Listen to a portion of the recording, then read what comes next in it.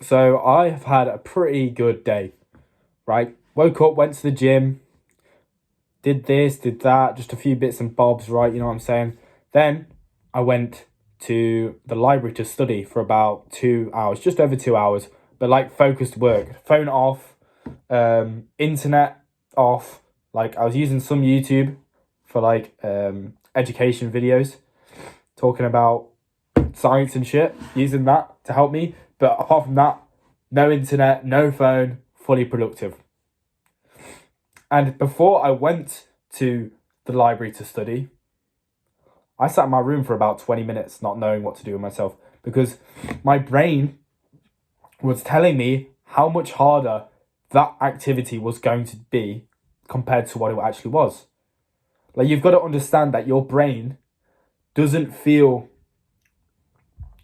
doesn't want to do things because of how easy your life already is.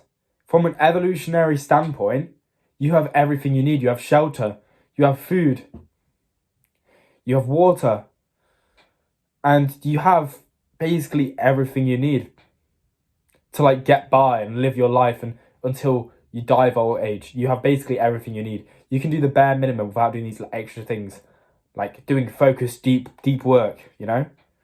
You don't have to do these things. But obviously, doing them things make your life better over time. They compound into actually building something of your life. So you have to do them things. But my point is that your evolutionary brain that thinks you don't have to do it will trick you. It will play tricks on you. Like, I was sat there 20 minutes procrastinating on doing this thing. I knew exactly why I wanted to do this thing, but still that part of my brain was like, what if we just sit inside? What if we just study at home? Like, if you don't know me, I'm notoriously bad for studying at home. I'm notoriously bad for sitting down when there's all these things around me that I could do and getting focused work done. There's very few times where I've done that productively compared to going into a space dedicated for study and then doing it there. It's all to do with environment, right? But like my brain was saying, do that, it's fine. You know, hop on YouTube. Have long breaks, you'll be fine. You shouldn't have long breaks when studying. That's just not gonna help. So my brain was playing these tricks on me. But the thing is with me now, yesterday I was writing in my journal. Let me quickly grab it. Give me 1 second. I was writing in my journal all the endeavours I'm going through in my life right now. All the endeavours I'm doing in my life right now. So there were 4 main ones. This is almost a... What's the word? What is the word? Cooperative video. I don't know. It's like you can join in. You can do this if you want to. I wrote down all the things that I'm endeavouring in right now. Number 1, YouTube. I wrote down why I am doing YouTube. Why is this a thing in my life right now? Why is this a thing I'm thinking about every day and taking action in? I've seen men get real value from my videos. It's a positive force for the world and it warms my heart. That's what I put. Bit cringy, but it's true. Why am I training martial arts? Why is that on my mind? I want to learn how to fight, so if the day ever comes where I need to protect myself, someone I love, or an innocent person, I can. Why are you doing your degree and studying for it? I enjoy learning about science, I enjoy learning about fitness, and it gives me credibility if I ever want to get involved in those things in my future. Why are you weight training and bulking? I want to become stronger, look better, more attractive, and be healthier. So I've written down those 4 things. Why do I want to do them every single day? Why do I want to strive to be better in those things every single day? It's written down. It's reinforced. So when it came to, why I don't want to do this. I want to half do it. I remembered, why am I doing this?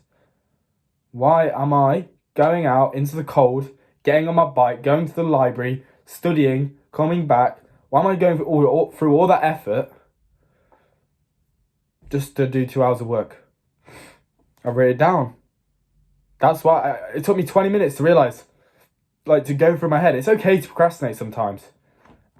Every successful person ever talks about procrastination and why it's a thing just in life, why it's almost important for you. Just don't drown procrastination with escapism. Simple as that. I wrote it down, and this was fresh from last night, so it didn't take me long to get out of that phase of making excuses and actually go do it.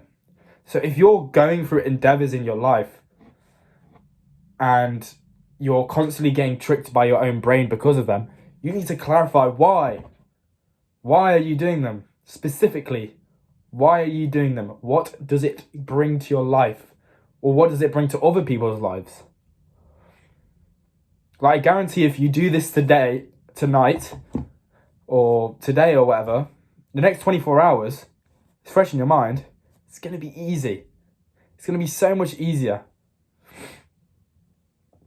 So don't let your mind play tricks on you. Because your mind, obviously, as I said earlier, it's thinking about evolution. It's thinking about, okay, only two things. Survive for as long as possible and bust as many nuts as possible. That's only what it's thinking about. So it will trick you. It will make you think that these things are harder than they are. It will make you think that these things are more uncomfortable than they are. Like, I was procrastinating on this so much, and then when I actually got to the library and started studying, first 10 minutes, my head was a little bit foggy. It was like, I felt a bit tired because I already went to the gym that day. I'd already recorded a video. I'd already done this and that. But as I eased into it, as I got into a flow state, it felt good. I didn't want to get out of that state. It felt good. It's like you put on your shoes to go to the gym. You're halfway to the gym, like either walking or driving or whatever. You don't turn around. You don't do a U-turn and be like, actually, I don't want to do this. The most important thing is tying your shoelaces. Because your brain will make out it's a lot harder than it is. Just from this evolutionary thing inside of you, screaming at you to bust more nuts. And to only eat fucking, I don't know, what's it? Like, man, it's simple as that. Clarify why. And then just tie your laces and do it. That's how you take action. That is the reality of action taking. And that is how simple it is. And then once you're doing this for a certain amount of days, certain amount of times, it's so natural.